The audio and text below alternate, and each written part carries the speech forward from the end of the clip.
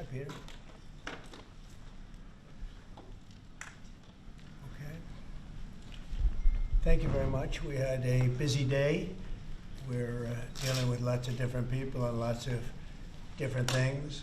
We had some terrific people in today and trying to solve some of the problems that are going on in the country and outside of the country. We're doing very well with respect to other countries really behaving on taking the criminals that they sent into our country, and we're getting them out. These are some of the worst people on earth, and they're getting out and they're being accepted back in their countries, as you've heard, without exception. So a lot of people thought that was not going to happen, but it's happening very full force. And we're getting some very, very dangerous people out of our country, which is very important.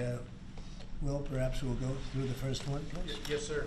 So earlier today, before the press came in, you signed a commission appointing Chris Wright to be your next Secretary of Energy. We have another commission prepared for your signature, sir. This is Doug Collins to be Secretary of the VA, Doug Collins of Georgia. Two very good men.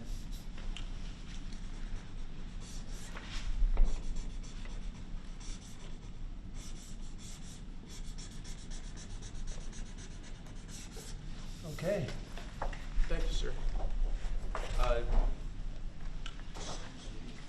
Next up, in light of numerous actions taken by a number of bodies of the United Nations which exhibit a deep anti-American bias, we have an executive order prepared for your attention that would withdraw the United States from the UN Human Rights Council, would withdraw the United States from the UNRWA, which is a refugee organization, and would also review American involvement in UNESCO, which has also exhibited anti-American bias.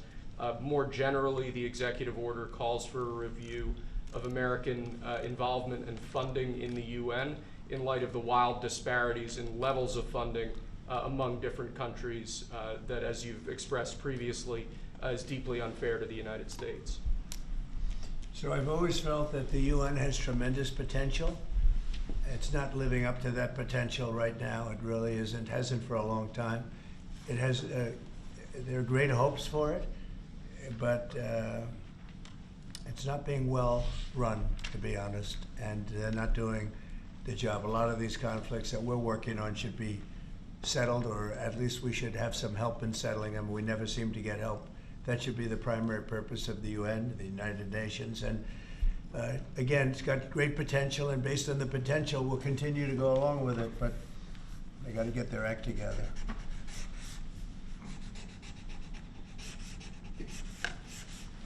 What would they need to do, sir, to get their act together? Well, you got to be fair to countries that deserve fairness. They have some countries, as you know, that are outliers, that are very bad, and they're being almost preferred as countries to those that do their job and are doing a good job, and they have to really, they're going to end up losing, a lot of countries, they're going to end up losing their credibility like other organizations, and then they're going to be nothing. The potential of the United Nations, and not everybody agrees with me on this, the potential of the United Nations is fantastic if properly run. So we'll see what happens. How much money are you willing to take away from them? Well, we're taking away a little bit, but we're not looking to take away money. This is so important that we're really, as you know, the United Nations is largely funded by us. But, and it shouldn't be, it should be funded by everybody, but we're disproportionate, as we always seem to be. But it's something that if it ever lived up to the potential, in 10 minutes it would make up the difference. That's the kind of power it could have. Right now it doesn't have that power. Next, sir, this is a national security presidential memorandum that seeks to impose maximum pressure on the government of the Islamic Republic of Iran. Many of these provisions are similar to actions that your administration took during your first administration. The basic idea here is to have every department and agency, or many departments and agencies in your government attempt to sanction and control Iranian activities, particularly relating to the Iranian nuclear program and the Iranian export of terrorism through support of various proxy groups abroad. And the intent here is to give you all of the possible tools to, I'd say, engage with the Iranian government to ensure that going forward they're less of a malign actor on the world stage? So this is one that I'm torn about. Everybody wants me to sign it. I'll do that. It's very tough on Iran. It's what we had before. We would have never had the problem. You would have never had October 7th. We would have never had the problem had the election gone the different way, which it should have. But this one, I think, more than made up for it. I think we're doing things, and it shows that more than made up for it, much more historic. The Iran situation, hopefully, I'm going to sign it, but hopefully we're not going to have to use it very much. We will see whether or not we can arrange or work out a deal with Iran, and everybody can live together, and maybe that's possible, and maybe it's not possible. So I'm signing this, and I'm unhappy to do it, but I really have not so much choice because we have to be strong and firm, and I hope that it's not going to have to be used in any great measure at all. It'd be great if we could have a Middle East and maybe a world at total peace. Right now you don't have that. When I left, you had peace all over the world, and now you have the world is blowing up. As you know, Bibi is coming in to see me later. Others are coming in to see me. We'll see what we can do. But I'm signing this, and hopefully it will be a document which won't be very important, will hardly have to be used. So what kind of deal would you be prepared to Well, make we're with going to Iran? see. I mean, we're going to see. They cannot have a nuclear weapon. With me, it's very simple. Iran cannot have a nuclear weapon. We don't want to be tough on Iran. We don't want to be tough on anybody, but they just can't have a nuclear weapon. Mr. President, are you going to engage in conversations with your counterpart in Iran? I would. Do you want to block the sale of Iranian oil to other nations? Well, we have the right to do that, and that's what I did before, and they had no money. They wouldn't have had the money for Hamas or Hezbollah or anybody else. It could have been solved. This thing, if things went the way they should have, this would have been over long ago, but it's not over. How close do you think Iran is to developing a nuclear weapon? I think they're close. I think they're close. They're too close.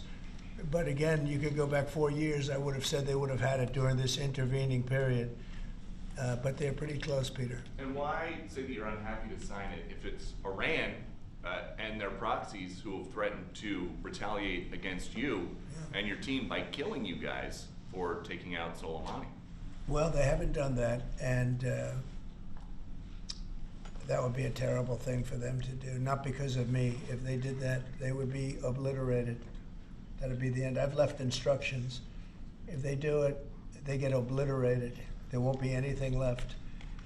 And they shouldn't be able to do it. And Biden should have said that, but he never did. I don't know why. Lack of intelligence, perhaps. But he never said it. If that happens to a leader, or close to a leader, frankly, if you had other people involved also, you would call for total obliteration of a state that did it. That would include Iran. So I'm signing this, and it's a very powerful document, but hopefully we're not going to have to use it. Mr. President, if the Prime Minister today were to ask your help in striking at Iran's nuclear facilities to prevent the kind of progress towards a nuclear weapon, would you give him the green light? Would it, either to do it himself or for the U.S. to participate with him? I don't know that that's what he's going to be asking for. I have no idea that it is. You're telling me. We're going to have a pretty long meeting. We're going to be discussing a lot of things, not only that, but a lot of things. And I'll let you know if the time comes to let you know. But right now, that's not something that I can discuss. Mr. President, when you said if they do it, they get obliterated. Just to be clear, you're talking about if Iran made an attempt on your life. Yeah, that would be called total obliteration. And I can't imagine they do that. It should have been stated by Biden, but he didn't state it because he had no clue, as you know, as Mr. everybody President, knows. what is your vision actually for relationship Do you with have anything Iran? else? No, that's all we have. My vision for For a what? relationship with Iran, and what do you? what I'd do you love to think have a Israel good would- relationship with everybody. They can't have a nuclear weapon. That was the only thing that was very important. They can't have a nuclear weapon. Beyond that, it would be very tough if they insist on doing that. They have some of their leadership, I can tell you, right now, and maybe you know it, maybe you don't, but there are many people at the top ranks of Iran that do not want to have a nuclear weapon just for that very reason. Mr. President, what's your reaction to China's retaliatory tariffs? It's fine, it's fine. We're going to do very well against China and against everybody else. Right now, they've taken advantage of the Biden administration like I've never seen. I've never seen. The deficit with China is about $1 trillion. Think of it, $1 trillion. They're using our money to build their military. And Biden let that happen. You know, we're taking a lot of fires here. We came back. This is like a different place. The good news is we're doing very well. We're doing well with countries that nobody expected we'd do well with. We are respected again as a nation. Maybe at a level that people haven't seen for many, many decades. But when I left, we didn't have any wars. I defeated ISIS, 100% of the ISIS caliphate, and now the world seems to be ready to blow up, but we'll see if we can stop it. Mr. Have President, you update reached about out when to you'll the speak to Iranians President about Xi? any kind of Say deal? it. Have you reached out to the Iranians about any kind of deal to start those I would discussions? reach out. I mean, I have nothing. I say I'm one that doesn't care whether I reach out or they reach out. A lot of people say, let them reach out, sir. And to me, it doesn't matter. It's just, it's just talk. But I want to see everybody do well. I want to see great countries, and I want to see peace in the Middle East and elsewhere. We're also working very hard with respect to Russia, Ukraine. That's a bloodbath. It's a total bloodbath. What's going on there is incredible. What's going on with the soldiers, young soldiers being killed by the thousands. I mean, literally by the thousands. And we want to see if we can get that stopped. And I think we've had some very good talks. Any update on when you would speak to President Xi, sir? Any update on when you would speak to President Xi? No, we'll speak to him at the appropriate time. I'm in no rush. I'm in no rush. At the Do appropriate you Mr. think that President- conversation can lend itself to the type of freeze that it meant for the tariffs for Canada and Well, Mexico? we'll see what happens. I mean, well, there's a short-term freeze with Mexico, and, as you know, and with Canada. But they've agreed to be very, very strong on the border, stronger than they ever were by far, by a factor of about 30. And in addition to that, as you can see, we've been strong because we've had numbers like you've never seen before. I mean, the border is now closed, really closed. And with that being said, we're letting good people come through, and we want good people to come into our country. But the border is closed. In your President talks, Trump, in your talks with Prime Minister Netanyahu today, do you intend to press him about how many deaths there have been amongst Palestinians? Are you concerned about that death? I talk about that too. You know, both sides mean a lot. I talk about that. I talk about the other side. I talk about everything. What's your main message to him today during your meeting? Well, I'm here to listen. He's here to see me, and I'm here to listen. So Will you President, continue not to much of a press? message. will At you the right continue- time, I'll give him my Mr. message. President, will you continue to press for this idea that Jordan and Egypt take Palestinians from Gaza? Yeah, I would like to see Jordan. I'd like to see Egypt take some look. The Gaza thing has not worked. It's never worked. And I feel very differently about Gaza than a lot of people. I think they should get a good, fresh, beautiful piece of land, and we get some people to put up the money to build it and make it nice and make it habitable and enjoyable and Somewhere else. make They it a say home. they don't want to leave, though. Palestinians say they don't want to leave. I don't know how they could want to stay. It's a demolition site. It's a pure demolition site. If we could find the right piece of land or numerous pieces of land and build them some really nice places with plenty of money in the area, that's for sure, I think that would be a lot better than going back to Gaza, which has had just decades and decades of death. Where would those pieces of land be? Well, if they those could Arab be in countries Jordan, don't want and they to could come? be in Egypt, and they could be in other places. You could have more than two, more than one, but you could have more than two. And you'd have people living in a place that could be very beautiful and safe and nice. Gaza's been a disaster for decades. Would the U.S. pay for that? I don't think Contribute? I don't Would the think the United UN States would pay, but I think there's plenty of people that would in the area. They have a lot of money.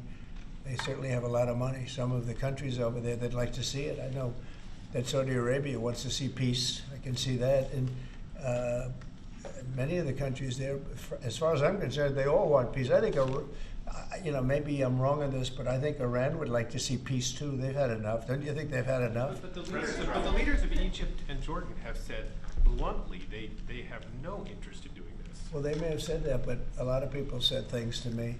They said they wouldn't take anybody back in Venezuela, and right now they're flying them right back into Venezuela. And a lot of people, and they're doing the right thing in Venezuela. The Panama Canal is an active discussion right now. They said things about that.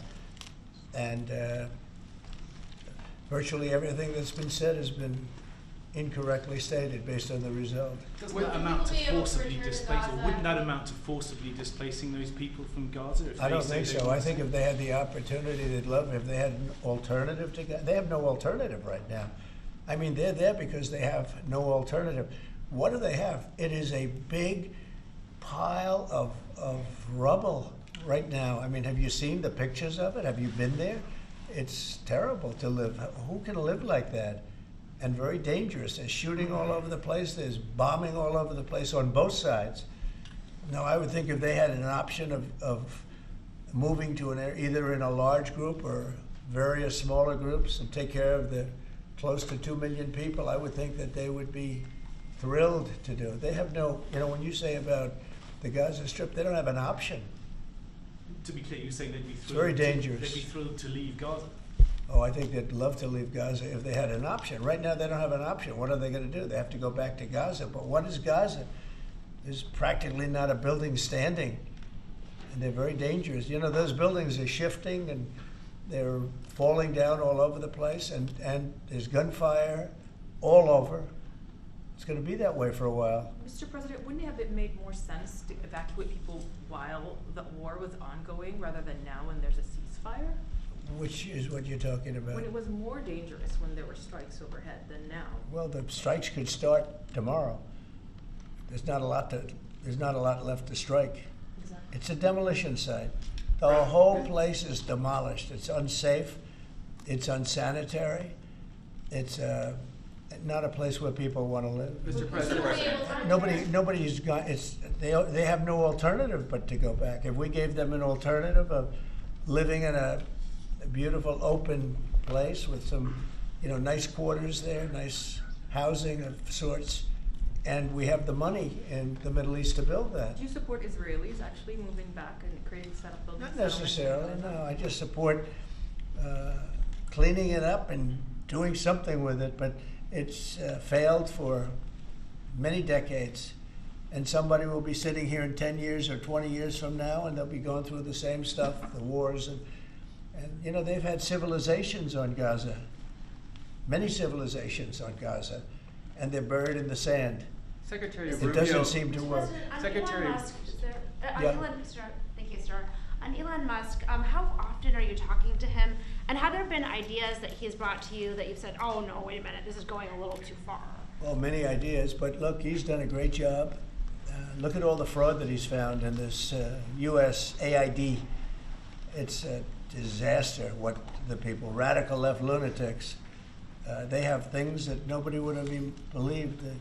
The whole thing with $100 million spent on you-know-what, with money going to all sorts of groups that shouldn't deserve to get any money, with the money. I'd like to see what the kickbacks are. How much money has been kicked back? Who would spend that kind of money to some of the things that you read about and I read about and I see every night on the news and every morning when I read the papers? Who would spend money for that? I would say this, the people that got all that money, are they kicking it back to the people that gave it from government? No, that's, to me, very, very corrupt. The real question is how much of a kickback has there been? And one of the things I want to investigate rapidly, because I've never seen anything to this extent, the train that's being built between Los Angeles and San Francisco is the worst managed project I think I've ever seen, and I've seen some of the worst. Billions and billions, hundreds of billions of dollars over budget. In fact, I read where you could take every single person that was going to go on the train and get the finest limousine service in the world and take them back and forth with limousines, and you'd have hundreds of billions of dollars left over. It is the worst thing, and we're going to start an investigation in that because it's not possible. I built for a living, and I built on time, on budget. It's impossible that something could cost that much. And now it's not even going to San Francisco, and it's not going to Los Angeles. They made it much shorter. So now it's at little places way away from San Francisco and way away from Los Angeles. No, we're going to start a big investigation on that because I've never seen anything like it. Nobody has ever seen anything like it. The worst overruns that there have ever been in the history of our country. And it wasn't even necessary. I would have said, you don't buy it. You take an airplane. It costs you $2. It costs you nothing. You take an airplane. But this got started, and if you have to, you drive. You can drive. Are there other agencies? They have hundreds of billions of dollars of cost overruns, and it's not even the same project. It's much shorter. It's way outside of San Francisco and way outside of Los Angeles. So we're going to be looking into Who's this. Mr. President? Investigate that? Is that DOJ just gonna investigate the train? No, I'm doing that myself. No. Some of these Doge engineers that Elon Musk has helping him are as young as 19 years That's old. good. They're very smart, though, Peter. They're like you. They're very smart people. Thank you. Have you met any of these guys? No, I haven't seen them. They work actually out of the White House. They're smart people. Unlike what they do in the control towers, where we need smart people, we should use some of them in the control towers where we were putting people that were actually intellectually deficient. That was one of the qualifications, is you could be intellectually deficient. No, we need smart people. Some are young and some are not young. Some are not young at all, but they found great things. Look at the list of things. Maybe I'll do it tomorrow. I'll read off a list of 15 or 20 things that they found inside of the USAID. It has to be corrupt. Nobody could approve that. They could only approve that if they were getting kickbacks. And you're talking about hundreds of millions of dollars. And it sounds like you're going to wind down USAID. It sounds like it. I mean, I think so. Yeah. So when that happens, which part of the government? Well, I will be could see responsible Marco for paying? Rubio being in charge, State Department, because they're giving money to. I mean, some of the money is well spent, I guess, but much of it is really fraudulent. And on the education department, why nominate Linda McMahon to be the education department secretary if you're going to get rid of the education department? Because I told Linda, I hope you do a great job and put yourself out of a job. I want her to put herself out of a job. Education department. So we're ranked number 40 out of 40 schools, right? We're ranked number 1 in cost per pupil. So we spend more per pupil than any other country in the world, and we're ranked at the bottom of the list. We're ranked very badly.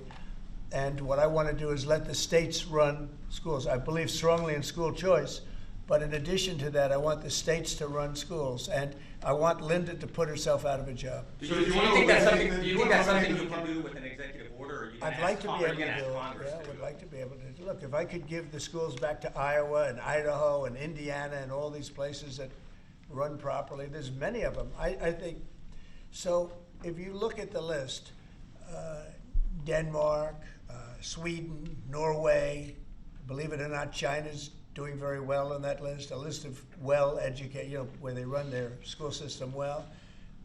You have a lot of countries, not surprising names. I think that if you moved our schools into some of these states that are really well-run states, they would be as good as Denmark and Norway and Sweden and some of the other states.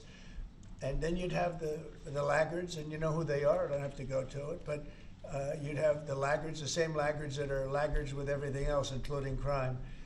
But even them, you'll break it into systems. As an example, if you went to New York, you go to Westchester County, you go to Dutchess County, you go to Suffolk and Long Island and Nassau and Long Island. You have maybe 6 or 7 locations, and you have New York City, which would include the 5 boroughs. And I think even that would run much better than it does right now. Same thing with Los Angeles or California. You'd have Riverside. You'd break it up into 6 or 7, but most of them would be states, and you'd have one. Like in Iowa, you give it to the state of Iowa. You give it to the state of Indiana. You give it. These are really well-run states. They don't have debt. They don't have problems. They don't have any crimes, relatively speaking, to speak of. And you would have education that would be the equivalent of Norway and Denmark and various other places that are at the top of the list. So we're at the bottom of the list, and we're the most expensive. We're at the top of the list when it comes to cost per pupil. We spend more money per pupil than any other nation in the world, and yet we're rated number 40. The last ratings came out, you saw them. So they talk about 40 countries, we're rated number 40. And I say that if we did this, we would go 20, 30 notches up. We could do great. And we would have some of the best districts in the world. But are you looking to do that with an executive order, sir, or do you need to work with Congress? Well, and there are the some people that education say I could. I think I'd work with Congress. I think we'd have to work with the teachers union, because the teachers union is the only one that's opposed to it. Nobody else would want to hold them back. Look, we have to tell the teachers union, we're rated last in the world in education of the top 40. We're rated last. We were 38. Now we're 40. We went to 39. We went to 40. We're 37. But we're at 40 now. The thing just came out. That's under Biden. Remember that. Secretary Rubio announced a deal this week that would allow potentially American citizens who are criminals to be put in a different country. Is that something you're looking to do? No, I didn't know that he announced that yet, but if he did, it's fine, yeah. We have hardened criminals, horrible people. You see him pushing people into subways. The train is coming last week. Guy walking around and just sees somebody waiting for the train. Train's coming 40 miles an hour, and he gets pushed into the subway. And that happens all the time. These are sick people. If we could get them out of our country, we have other countries that would take them. It's no different than a prison system, except it would be a lot less expensive, and it would be a great deterrent. Send them to other countries. If we could go a step further, in other words, we're talking about getting the criminals out of our country that come in through other countries illegally, right? The illegal migrants, as I call them. Well, we have people that are just as bad as them in our country. If we could get them out, I'd be very happy. El Salvador said that he would wanted you to pay a fee for that. Would you pay that? Well, it's a very small fee compared to what we pay to private prisons. But under what authority? And a very, very small fee. I don't know, we'll have to find that out legally. I'm just saying, if we had the legal right to do it, I would do it in a heartbeat. I don't know if we do or not, we're looking at that right now. But we could make deals where we'd get these animals out of our country. And you know, if you take the shooters, the people that hit old ladies in the back of the head with a baseball bat when they're not looking, that walk down the street, the people that you see it, the people that take out a gun and shoot you for no reason at all. If we could get these animals out of our country and put them in a different country under the supervision of somebody that made a relatively small fee to maintain these people, because you know what? These are criminals, you call them hardened criminals. They've been in jail 40 times. There's one 42 times. And every time the person gets out, it's a he. Every time he gets out, he commits another crime within 24 hours. And it's a heinous crime. It's a rough crime. We don't want these people in our country either.